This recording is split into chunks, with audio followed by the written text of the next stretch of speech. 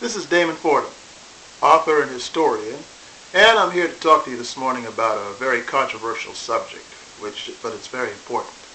And that's the achievement gap within the African American community when it comes to education. Very recently, here in the Charleston County area of South Carolina, we had a situation where one of the predominantly black schools was shut down.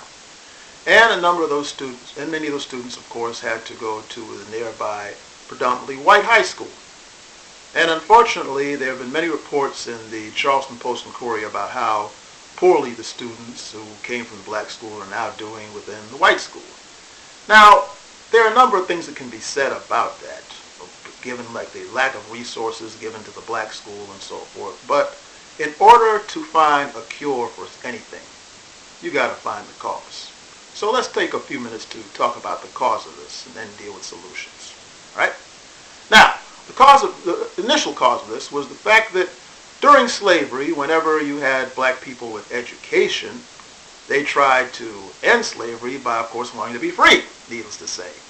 You had people such as Denmark Vesey, David Walker, Mariah Stewart, Nat Turner, who were literate black people who read the Bible, and they got things out of it such as Exodus 21:16, which teaches, "He that stealeth a man and selleth him shall be put to death," as well as Revelation 13:10, which teaches, "He that leadeth a man into captivity shall be led into captivity," things like that. And of course, teachings like that would eventually lead to slave rebellions. And that, of course, was bad for business for the South. So they definitely didn't want black people having an education for that purpose. Well, they had a number who went to underground schools during that time, and you had people like Frederick Douglass who taught themselves, and a few black people who went to school in the North here and there, but they were very few, sad to say.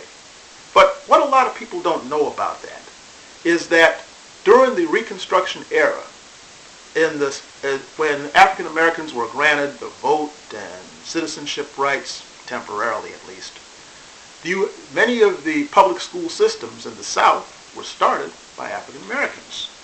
An example of that was the great Robert Smalls, the black civil rights hero of South Carolina. A lot of people don't know that in the Constitutional Convention of South Carolina in 1868, where 76 blacks and 43 whites got together to change the South into a democracy, Robert Smalls submitted this amendment on January the 23rd, 1868, and it went as follows. Resolved, for the purpose of making effective the common school system, it be required that parents and guardians send their children between the ages of 7 and 14 to some school, at least 6 months for each year, under penalty of noncompliance, to be fixed by law, unless sufficient cause may be excused in writing by some proper legal authority appointed to direct or superintend the public schools. So the public schools in South Carolina were largely started by the fact that a black man wanted to put that in writing to begin with. Now, however, after Reconstruction ended, though, due to a lot of political chicanery that's discussed elsewhere, the people who took over the South after Reconstruction were of a different type altogether. Dr. Edmund Drago of the College of Charleston wrote this in his History of Black Education in Charleston. After Reconstruction ended, city officials never intended separate but equal education for blacks. Believing blacks were innately inferior, a dangerous element that needed to be controlled, city and county officials envisioned a very narrow industrial education for the blacks. And Woodrow Wilson, who was at the time the president of Princeton University, who would later become president of the United States in the 1910s, he said these words before the New York City High School Teachers Association on January the 9th, 1909. "We want one class of persons to have a liberal education, and we want another class of persons, a very much larger class of necessity, in every society to forego the privileges of liberal education and fit to perform specific, difficult, and menial tasks." In other words, one group of people were educated to run the society, and a larger group of people were undereducated to be run by those people. And that's a major part of the problem today, the major problem, you see.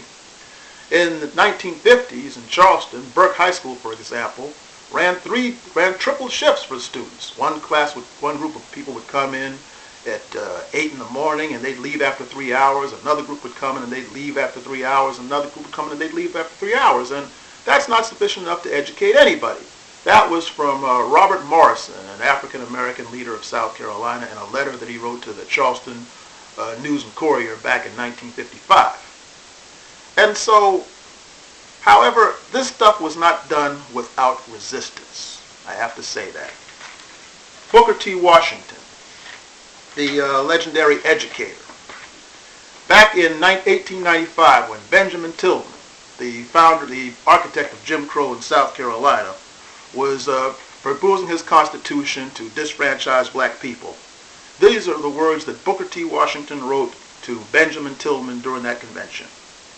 You, honored senator, are a student of history. Has there ever been a race that was helped by ignorance? Has there ever been a race that was harmed by Christian intelligence? It is agreed by some that the Negro school should practically be closed down because he cannot bear his proportion of the burden of taxation. Can an ignorant man produce taxable property faster than an intelligent man? Will capital and immigration be attracted to a state where 3 out of 4 are ignorant and where poverty and crime abound? And he goes on to say, within a dozen years, the white people of South Carolina have helped in the education of hundreds of colored boys and girls in Claflin University and smaller schools. Have these educated men and women hindered the state and hurt its reputation? It warms my heart as I read the messages of the governors of Alabama and Georgia and other southern states and note their broad statesmanship appeals for the education for all people, none being so black and miserable not to be reached by the beneficent hand of the state. And he concludes, honored sir, do not misunderstand me. I am not so selfish as to make this appeal to you in the interest of my race alone, but I appeal to you in the interest of humanity. Whatsoever a man soweth, he shall reap.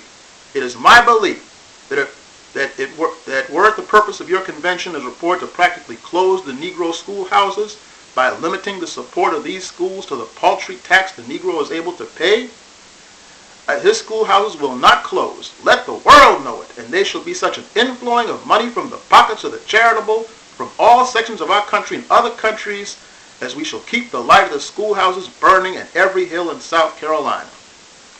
And you know, the sad thing about it is that what Booker T. Washington said was true, in that the undereducation of the masses of people in states of South Carolina led to their miserable condition that still to a large degree exists today.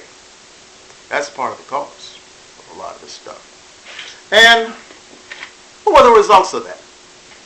Well, Dr. King had this to say on June the 23rd, 1963, in a sermon in Detroit, Michigan.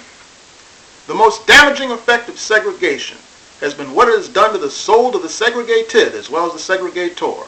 It has given the segregator a false sense of superiority and the segregated a false sense of inferiority. And because of the legacy of slavery and segregations, many Negroes lost faith in themselves and many felt that they were inferior. Malcolm X seconded that. In the chapter marked Saved in his autobiography, he spoke of little black children who saw before they were old enough to talk that their parents considered themselves inferior.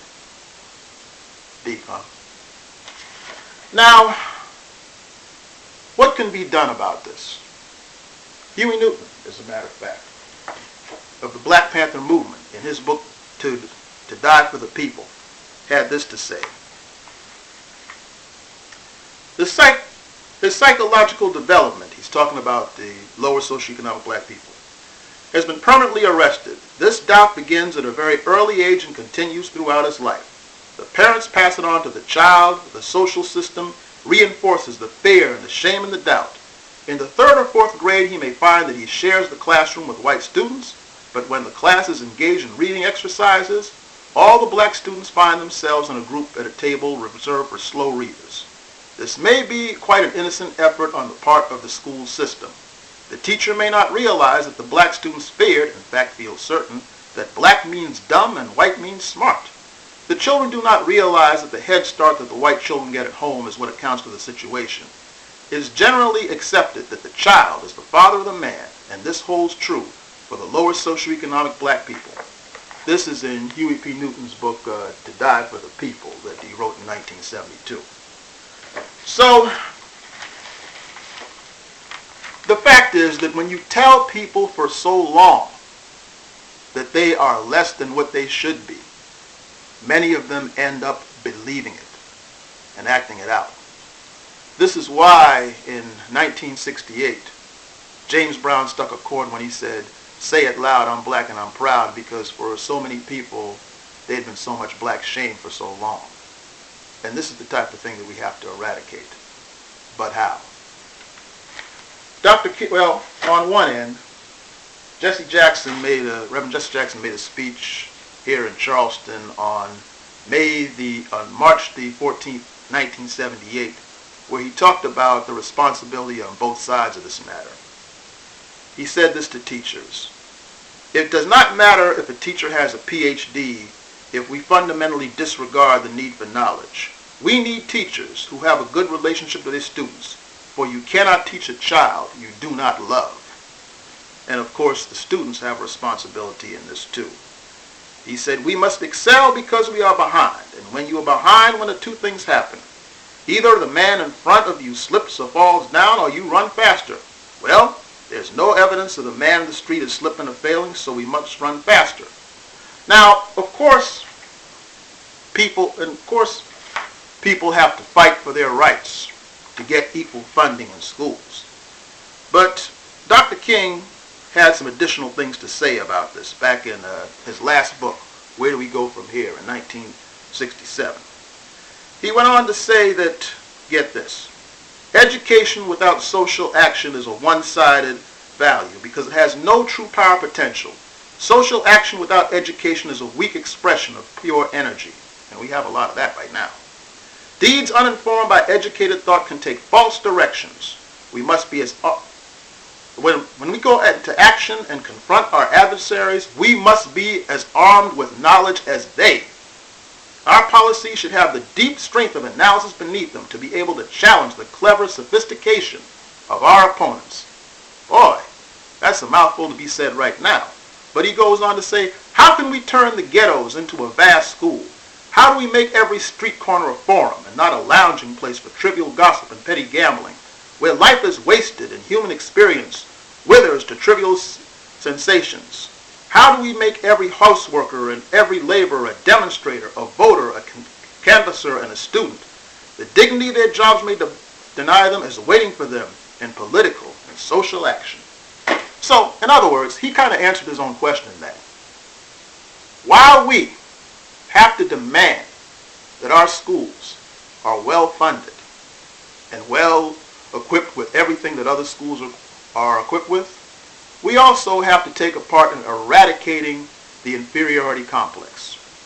We have to, Proverbs 18:21 teaches us that death and life are in the power of the tongue. And a lot of times parents get frustrated. I get that, and sometimes tell the children that they're dumb and they're stupid out of frustration and all that. We got to watch that. While we have to correct their behavior, when we tell them that they're dumb and stupid, they wind up believing that stuff. And jokes such as the best way to hide something from the black man is to put it in a book. Now, I'm not into political correctness, but, we really got to watch that because our kids instill that within themselves after hearing this type of thing. They believe it and they wind up acting it out, and that can't do. We have to use that power of the tongue to instill positivity in their thinking. We have to convince them not only of what they're doing wrong, but what they're doing right. And we have to encourage them to be even more righteous and diligent in their study and education. Teach them the possibility of their brilliance. Set forth a great example for them, and let them know how wonderful it is to go out and learn to the best of their abilities on different things. Now, different children have different abilities toward different things. But when you find out what they're good at doing, instill them with that goodness. Get them with people who are doing what they want to do. And within all these things, it's not going to change overnight. But doing that on one end with a political activist, going to the school board meetings and seeing to it that we have equity in the schools and so forth, these things together may put a serious dent within the achievement gap. This is Damon Fordham.